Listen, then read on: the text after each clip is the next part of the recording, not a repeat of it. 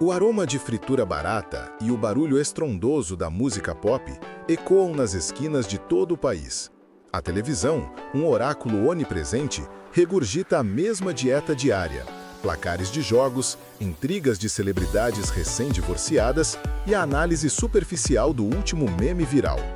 O Brasil, um país de alma vibrante, parece ter se acomodado em uma letargia cultural e política profunda, onde a urgência do momento, a fofoca ou o futebol sempre triunfa sobre a solidez das fundações.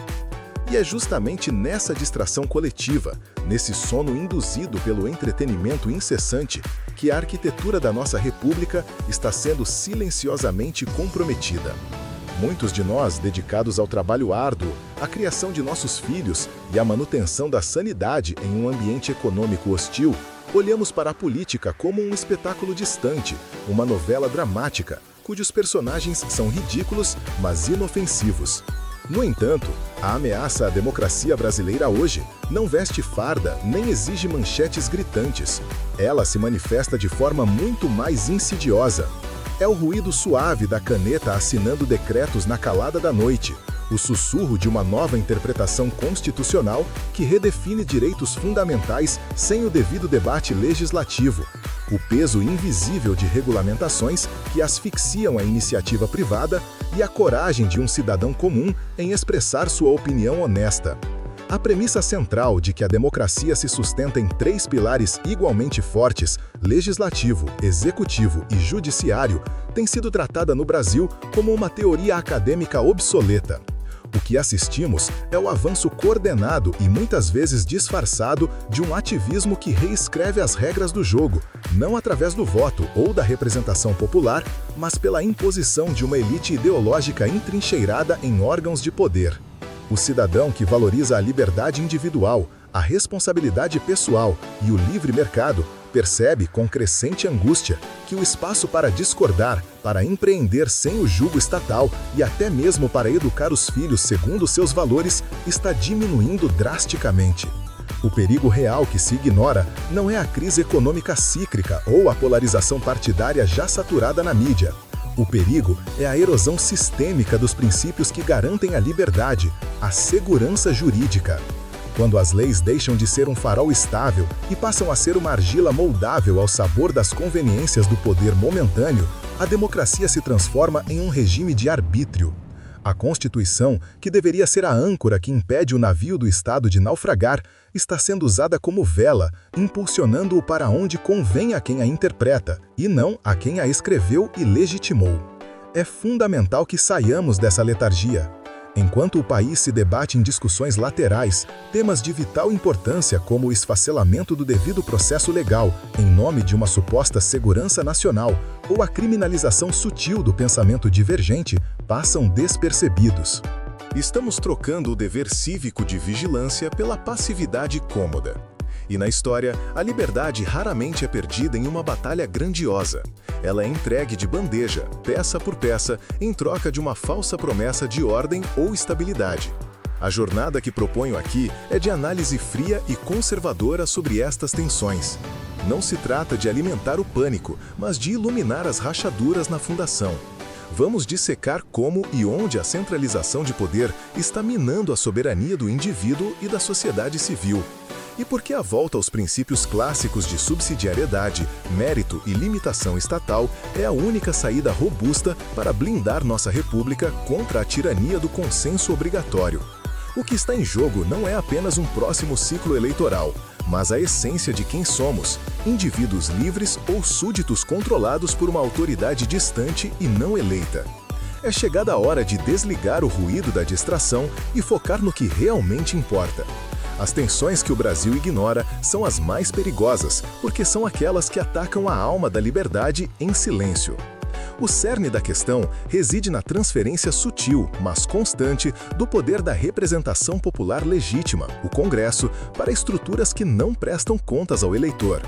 Essa reengenharia institucional, muitas vezes justificada pela necessidade de combater o extremismo ou proteger a moralidade pública, é na verdade uma manobra para silenciar vozes discordantes e consolidar uma visão de mundo específica.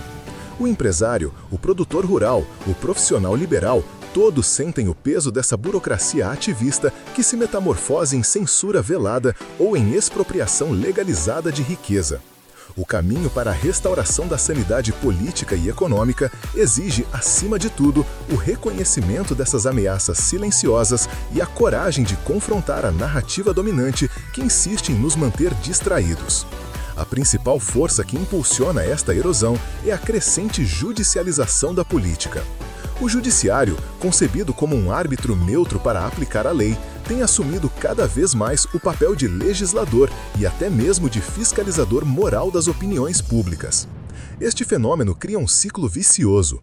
O legislativo, temendo contrariar o ativismo judicial, se omite de temas controversos, permitindo que a lacuna seja preenchida por decisões monocráticas ou colegiadas que carecem da legitimidade popular e do debate plural inerente ao processo democrático. Quando observamos a história do desenvolvimento econômico e social, é inegável que as sociedades mais prósperas são aquelas que garantem a previsibilidade do seu sistema legal. O investidor, o empreendedor e o pai de família precisam saber com clareza quais são as regras e, mais importante, que essas regras não mudarão ao sabor da política do dia.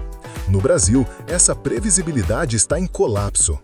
Assistimos à criação de um ambiente onde a discricionariedade e a subjetividade florescem, incentivando a corrupção e desincentivando o investimento de longo prazo. O resultado prático é que o mérito é substituído pela influência e a inovação cede lugar à conformidade burocrática. Essa não é a receita para a grandeza nacional, é o mapa para a estagnação. Essa tensão política ignorada tem um custo alto, especialmente para os mais vulneráveis. A esquerda frequentemente se posiciona como defensora dos pobres, mas suas políticas de intervencionismo estatal, regulação excessiva e inflação crônica são os maiores inimigos da ascensão social. Ao estrangular o livre mercado e dificultar a criação de pequenas empresas, motor de emprego e riqueza, o Estado impede que milhões de brasileiros encontrem o caminho da independência econômica através do próprio esforço. A verdadeira solidariedade se manifesta na criação de oportunidades, não na distribuição paternalista de migalhas retiradas do bolso de quem produz. O ativismo estatal, seja ele judiciário, executivo ou regulatório, não busca resolver problemas, ele busca centralizar o controle. A narrativa de que o Estado é o único capaz de proteger o cidadão de si mesmo ou dos perigos externos serve perfeitamente para justificar a expansão de seu próprio poder. Essa mentalidade é profundamente antiliberal e anticonservadora, pois nega a capacidade do indivíduo de fazer escolhas morais e econômicas responsáveis. Para nós, conservadores, a defesa da subsidiariedade, a ideia de que os problemas devem ser resolvidos pelo menor nível de autoridade possível, começando pela família e pela comunidade, é a pedra angular contra o totalitarismo. O debate público também está contaminado. A liberdade de expressão, que é o oxigênio da democracia, está sob ataque constante. Não se trata apenas da censura óbvia, mas da autocensura induzida pelo medo de represálias legais, econômicas ou sociais. Quando um cidadão pensa duas vezes antes de publicar uma crítica legítima a uma autoridade, ou quando um professor hesita em apresentar múltiplas perspectivas históricas em sala de aula, a fundação do debate pluralista está rachando. A sociedade que valoriza a ordem sobre a verdade e a estabilidade sobre o debate franco é uma sociedade que está caminhando inexoravelmente para o autoritarismo. Defender a liberdade de expressão não é defender o que é agradável, mas sim defender o direito de ouvir e ser ouvido, mesmo e especialmente quando a mensagem é impopular ou contrária ao status quo dominante. As tensões que ignoramos nos levam a um paradoxo.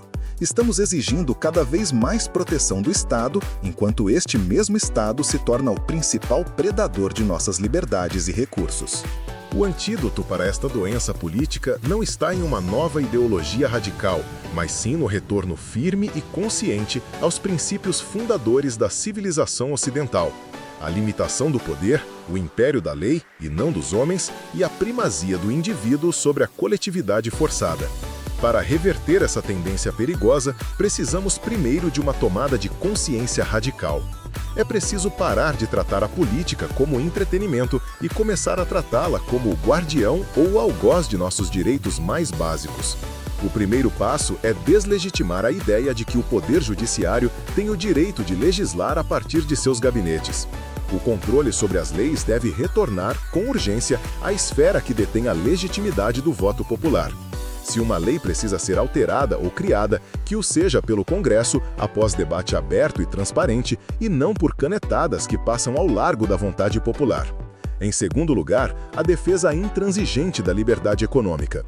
É imperativo desregulamentar e desburocratizar o ambiente de negócios. O Brasil não será um país justo enquanto for um país difícil para se empreender. A meritocracia só floresce onde há baixa intervenção estatal e alta segurança jurídica.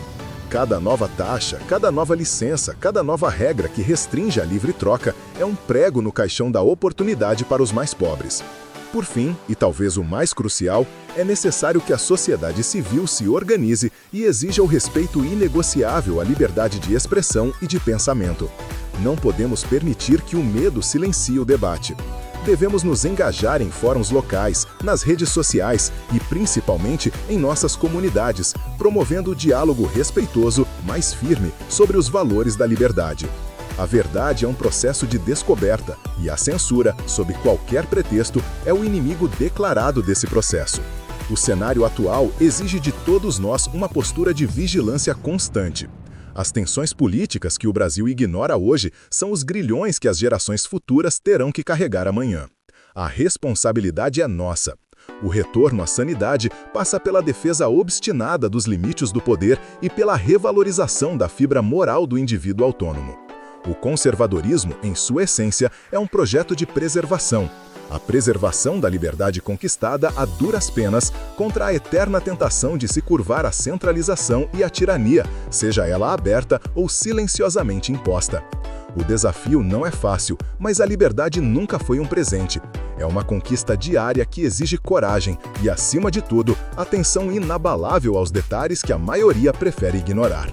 Na esteira desse ativismo institucional que discutimos, surge uma dimensão frequentemente subestimada, mas profundamente corrosiva: o uso estratégico da dívida pública e das políticas fiscais expansionistas como ferramenta de controle social.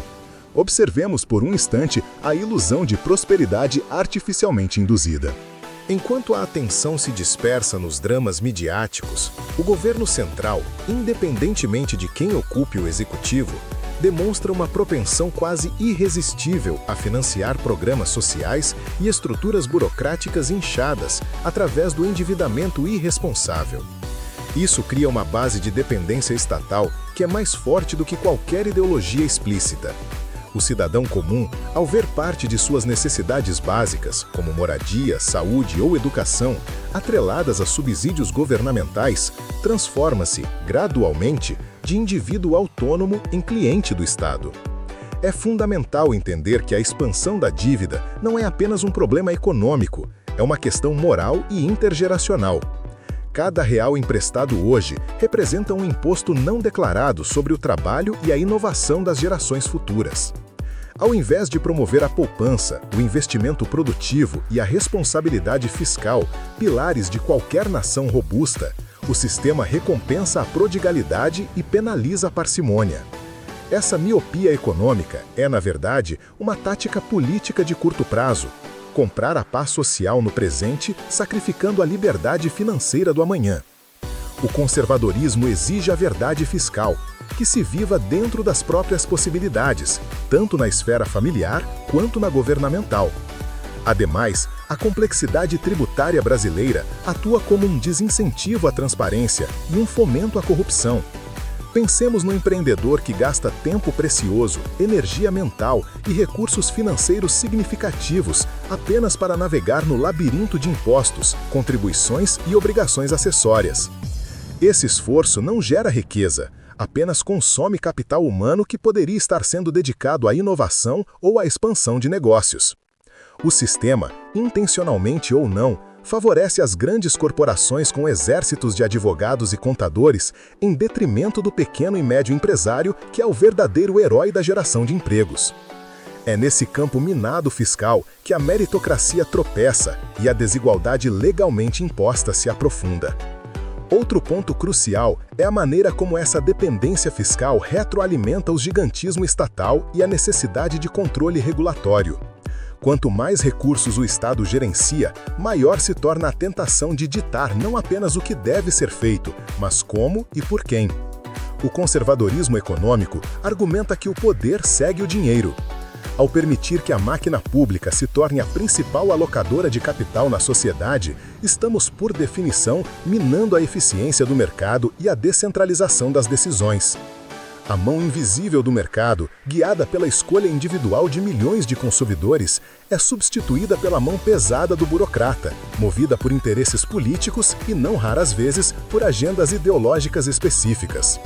Consequentemente, observa-se uma exaustão dos recursos éticos da nação. Quando a linha entre o público e o privado se esvai e a política se torna a via mais rápida para o enriquecimento ou para a obtenção de privilégios, a própria ideia de serviço público e de probidade é corrompida. O que começa como um desequilíbrio fiscal termina como um desequilíbrio moral. O indivíduo honesto, que trabalha e paga seus impostos rigorosamente, sente-se duplamente penalizado. Primeiro, pelo peso da carga tributária. Segundo, pela percepção de que essa riqueza suada está sendo mal administrada ou desviada para fins que ele não aprova. Dessa forma, a ameaça à democracia se materializa não apenas nos tribunais ou nos debates legislativos, mas na mesa de cada família que precisa destinar uma porção excessiva de sua renda para sustentar um aparato estatal que não a serve eficazmente. A defesa conservadora da disciplina fiscal e da redução da máquina estatal não é uma mera preferência contábil, é um imperativo moral e um escudo protetor da liberdade individual. O controle orçamentário é o controle do poder. Portanto, enquanto o país vibra com distrações efêmeras, a verdadeira batalha pela soberania do cidadão está sendo travada silenciosamente nos gabinetes ministeriais e nas planilhas de gastos que ignoramos. É urgente que o debate público se volte para a transparência e a responsabilidade fiscal, pois a liberdade só pode florescer onde o governo é pequeno o suficiente para não sufocar a iniciativa e honesto o suficiente para ser confiável. Reverter essa inércia exige uma mudança cultural que priorize a sustentabilidade de longo prazo em detrimento do conforto temporário financiado por dívida. Porém, a tensão mais sutil e insidiosa que permeia o tecido social brasileiro se manifesta na esfera da educação e da cultura. O campo de batalha silencioso não está mais apenas nas cortes ou nos plenários. Ele se moveu para as salas de aula e para os museus, onde a formação de caráter e a transmissão de valores essenciais são minadas metodicamente. Observemos o que ocorre quando a escola, que deveria ser um templo de aprendizado neutro e plural, transforma-se em um vetor de ativismo ideológico. Constatamos que em muitas instituições, o conceito de excelência acadêmica e a dedicação ao conhecimento clássico, a história rigorosa, a matemática pura, a filosofia que estimula o debate socrático, estão sendo substituídos por uma pedagogia focada em narrativas de vitimização e em agendas sociais fragmentadas. O aluno de hoje, muitas vezes, é ensinado não a pensar criticamente sobre como as sociedades evoluem através do esforço e da inovação, mas a se sentir culpado ou oprimido pela simples existência de estruturas históricas que definiram a civilização ocidental. Essa inversão de foco do mérito individual para a identidade de grupo não apenas enfraquece a base intelectual da próxima geração, como também desmantela a coesão social ao incentivar a divisão e o ressentimento perpétuo. Um aspecto particularmente preocupante dessa mudança de paradigma é a erosão da autoridade parental na educação dos filhos. Historicismo conservador sempre defendeu que a família é a primeira e mais vital instituição da sociedade. Contudo, presenciamos uma pressão crescente para que o Estado e suas extensões ideológicas assumam a primazia na formação moral e ética das crianças. Imagine a situação de pais dedicados que, ao buscarem uma educação que reforce os valores de responsabilidade, trabalho duro e fé, encontram resistência ou mesmo hostilidade por parte de um sistema educacional que vê esses valores como obstáculos a serem superados. Essa interferência direta na soberania familiar mina a autoconfiança dos pais e desestrutura o núcleo social básico, substituindo a orientação amorosa e particularizada pela doutrinação impessoal e massificada.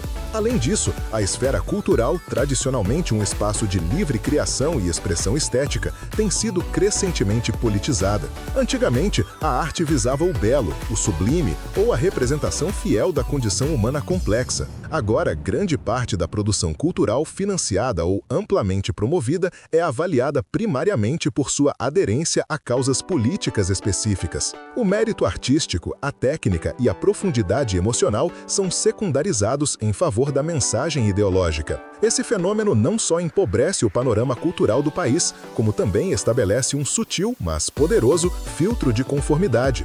O artista ou criador que ousa explorar temas que não se encaixam na cartilha progressista enfrenta não a crítica estética, mas o ostracismo e a exclusão do financiamento público ou da chancela midiática. Consequentemente, observa-se uma desvalorização da nossa própria herança histórica e cultural. Monumentos, datas cívicas e figuras históricas que deveriam servir como pontos de ancoragem para a identidade nacional e como exemplos, mesmo com suas falhas, de superação e construção, são incessantemente revistos através de uma lente de desconstrução e condenação. Essa reescrita perpétua do passado, que visa sempre encontrar motivos para a vergonha e não para o orgulho construtivo, gera uma sensação de anomia e alienação na juventude. Como pode uma nação prosperar se seus cidadãos são ensinados a desprezar as fundações sobre as quais ela foi construída? Outro ponto que exige nossa vigilância é o ataque à linguagem comum. Assistimos a tentativas de reformular o idioma para atender a exigências ideológicas. A linguagem sendo o principal veículo da razão e da comunicação precisa, quando submetida a modismos arbitrários, perde sua capacidade de unir e esclarecer. Isso complica o diálogo, semeia confusão e serve, em última análise, para isolar grupos e dificultar o debate racional sobre questões sérias. A clareza linguística é, afinal, uma aliada da verdade e da lógica. Essa guerra cultural silenciosa é, talvez, a ameaça de longo prazo mais eficaz à estabilidade democrática, porque ela ataca o consenso moral e intelectual necessário para sustentar uma sociedade livre. Se as pessoas não compartilham mais uma base comum de valores, como o respeito à verdade objetiva, o valor da razão, a importância da família e a crença no potencial individual, a capacidade de autogoverno se dissolve. O conservadorismo propõe um retorno à robustez do currículo clássico, à soberania da família na educação e a uma cultura que celebra a busca pela excelência e pela beleza em vez de se render à servidão das ideologias transitórias. O futuro da liberdade brasileira não será decidido apenas nas urnas, mas nos corações e mentes das crianças que hoje estão sendo formadas nessas instituições. No entanto, é imperativo que o foco se desloque para uma tensão de natureza estrutural que corrói a confiança mútua, a falência da justiça punitiva e o descrédito nas instituições de segurança pública. O cidadão que se mantém dentro da legalidade, que trabalha e cumpre suas obrigações, vê-se paradoxalmente desprotegido, enquanto o crime organizado ou mesmo o delito menor parecem operar sob um manto de quase impunidade. Pense no motorista de aplicativo em São Paulo ou no Rio de Janeiro, cuja jornada de trabalho é uma roleta russa diária. Ele arrisca a vida para sustentar sua família, enquanto o sistema legal parece mais preocupado em garantir direitos excessivos aos ofensores do que em assegurar a paz e a propriedade dos inocentes. A percepção de que existe uma assimetria na aplicação da lei, onde a defesa da ordem é vista como um ato de opressão e a leniência com o crime como um ato de justiça social, quebra o pacto social fundamental. A premissa conservadora é clara. A primeira função do Estado é a proteção da vida, da liberdade e da propriedade. Quando essa função falha, todo o edifício democrático se torna suspeito. Afinal, de que adianta a liberdade de expressão ou a segurança jurídica para o empreendedor se ele não pode garantir que sua loja ou sua casa não serão invadidas ou que sua integridade física será respeitada? A impunidade atua como um ácido corrosivo. Ela não apenas desmoraliza as forças de segurança que arriscam suas vidas, mas também envia uma mensagem clara de que a lei é, na prática, opcional para certos grupos ou classes. Ainda mais grave, a narrativa progressista que domina parte dos meios acadêmicos e da grande mídia insiste em deslegitimar a própria ideia de punição como um mecanismo de justiça e dissuasão. Ao invés de focar na responsabilidade individual pelos atos cometidos, o debate se concentra excessivamente nas causas sociais do crime, transformando o criminoso em uma vítima do sistema. Embora a compreensão das raízes sociais seja relevante, ela jamais pode servir como atenuante universal da culpabilidade. A responsabilidade pessoal é o pilar da dignidade humana. Um indivíduo que age de má fé, que escolhe violar o direito alheio, precisa ser responsabilizado de forma rápida e proporcional. A ausência dessa firmeza legal fomenta um estado de coisas onde a coerção estatal perde seu poder moral e a autodefesa passa a ser vista como a única alternativa viável, um cenário perigoso que rompe o monopólio legítimo da força pelo Estado. Consideremos a situação dos agentes de segurança. Eles operam sob um escrutínio implacável e muitas vezes politizado, enquanto os elementos do crime organizado se movem com uma audácia crescente, financiados por atividades ilícitas que se expandem pela falha sistêmica de fiscalização nas fronteiras e dentro dos presídios. A sensação de abandono por parte das autoridades superiores leva muitos profissionais dedicados a uma desmotivação profunda. Onde está o incentivo para o heroísmo e o cumprimento do dever quando a punição por um erro tático é mais provável do que o reconhecimento por um ato de bravura?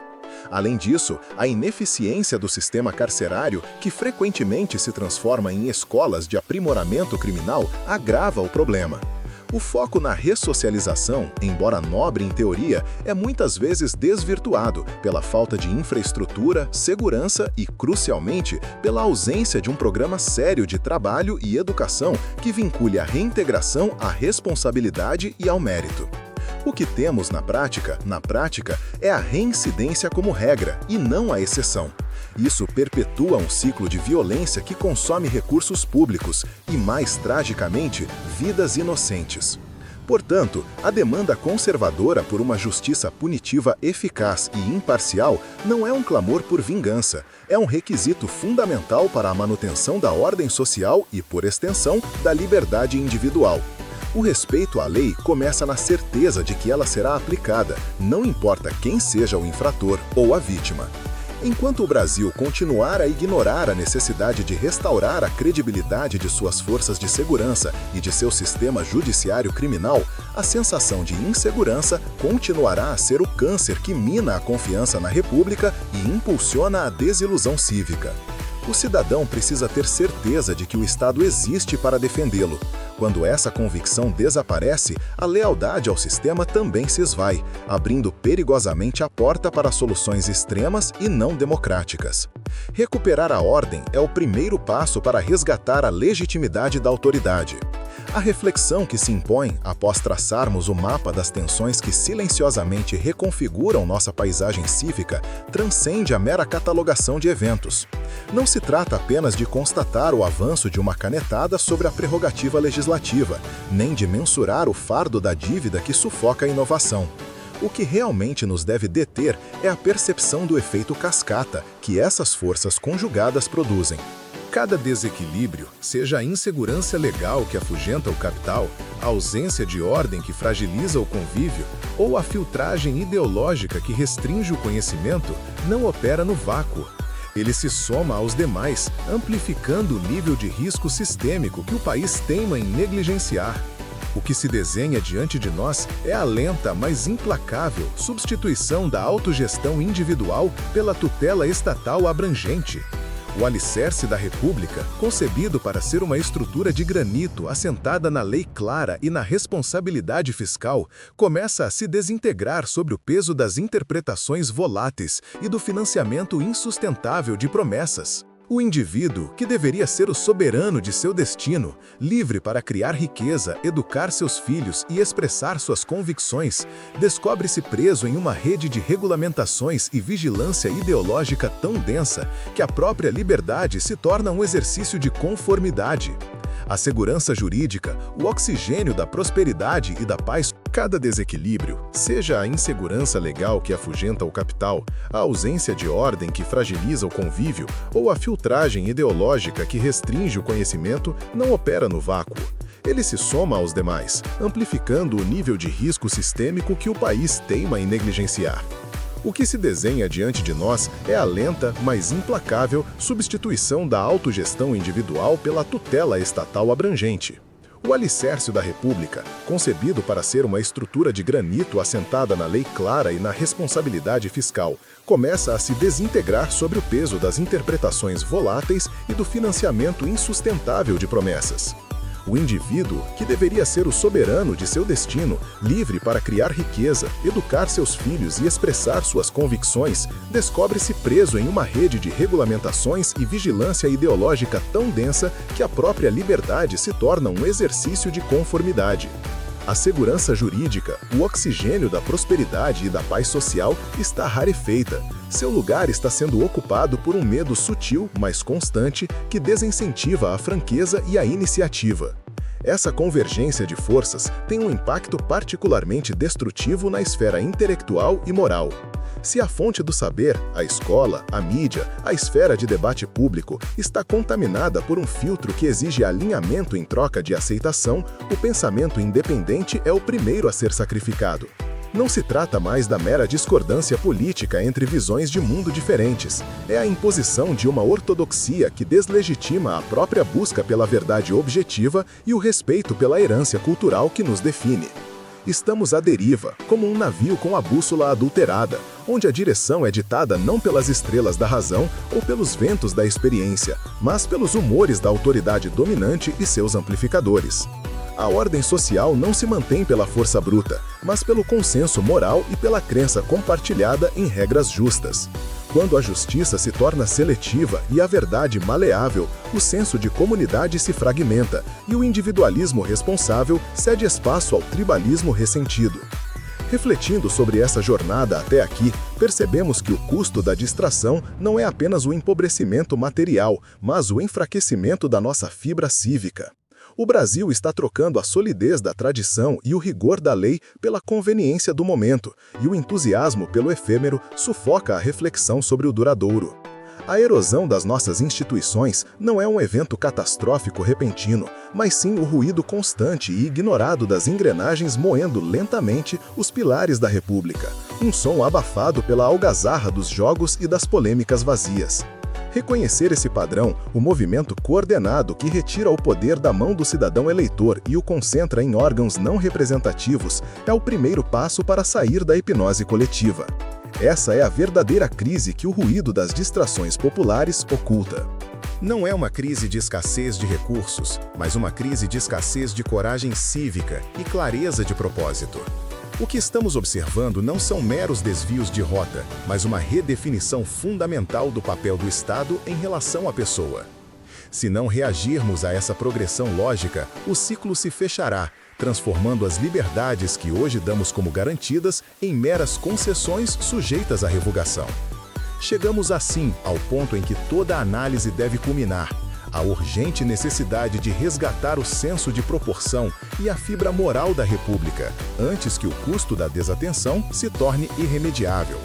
A análise fria da nossa realidade impõe uma verdade incômoda, longe dos holofotes e dos gritos de gol. O Brasil, envolto na neblina da futilidade, está hipotecando seu futuro. Não se trata de uma ameaça que irrompe com tanques nas ruas, mas de uma erosão gradual da autonomia, um trabalho silencioso de minar o alicerce onde repousam a liberdade e a prosperidade. Enquanto a grande maioria celebra o espetáculo da distração, o poder se centraliza, a lei se curva à conveniologia e a responsabilidade individual se dissolve em troca de uma falsa promessa de segurança e benevolência estatal. Observamos, consternados, como a previsibilidade do nosso sistema legal é substituída pela subjetividade judicial, como a disciplina fiscal cede lugar à dívida irresponsável e como a soberania da família na formação das futuras gerações é invadida por agendas ideológicas alheias. Pensemos na República como um antigo e belo casarão, construído com o suor e o sacrifício de gerações. As colunas mestras, a segurança jurídica, a disciplina fiscal, a soberania familiar, a justiça imparcial estão rachando sobre o peso da negligência. No entanto, os moradores da casa estão reunidos na sala principal, onde o som da festa é ensurdecedor, absorvidos pela última polêmica vazia ou pelo placar do jogo, ignorando o ruído surdo do gesso caindo no porão. O guardião da lanterna, aquele cidadão vigilante que se recusou a juntar-se à farra, é quem nota a água subindo e a umidade corroendo a base. Seu apelo não é por desespero, mas por sobriedade. O telhado não cairá amanhã, mas se as fundações cederem, a queda será total e irreversível. O verdadeiro perigo reside na aceitação dessa subserviência. Ao delegarmos o cuidado com a nossa segurança, com a educação de nossos filhos e até com o conteúdo de nossas convicções, estamos abdicando do direito mais precioso, que é a autogestão da vida. A liberdade, como já se disse, é uma eterna vigília. Ela não é um ponto de chegada garantido, mas uma conquista diária que exige o tributo da atenção e o custo da confrontação racional. A desilusão cívica, o sentimento de que nada pode ser mudado, é precisamente o veneno que a máquina do controle deseja que bebamos. É a rendição intelectual que garante a vitória do autoritarismo, mesmo que ele se vista com as vestes da democracia formal. O resgate da nossa dignidade cívica não se dará por meio de líderes messiânicos ou de soluções mágicas. Ele virá do despertar individual, da escolha consciente de desligar o ruído e focar no essencial. Precisamos resgatar a coragem de ser impopular, de defender a verdade factual contra o conforto da narrativa conveniente e de insistir na primazia do mérito e da responsabilidade. É imperativo que voltemos a valorizar a Constituição não como um texto mutável ao sabor das ideologias, mas como o limite inflexível imposto ao poder. O tempo das desculpas e da distração chegou ao fim. A chama da liberdade é frágil e ela se apaga não pela força de um vendaval, mas pelo descuido silencioso de quem deveria protegê-la. Se queremos legar aos nossos filhos uma nação onde o esforço seja recompensado, onde a lei seja igual para todos e onde o debate seja livre, é preciso que hoje nos levantemos da passividade. Nossa tarefa não é pequena: restaurar a fé na lei, na ordem e no potencial do indivíduo brasileiro. Que a nossa voz, agora desperta e unificada, seja o alarme que finalmente rompe o sono induzido. Que a nossa ação seja a primeira pá de cimento na restauração dos alicerces. Que o Brasil abandone a futilidade, se volte para o seu espelho e reconheça o preço exato da liberdade antes que ele seja cobrado integralmente. A resposta para a democracia em risco não está em Brasília, mas na vigilância inegociável e no compromisso ético de cada um de nós com os valores perenes que sustentam uma civilização.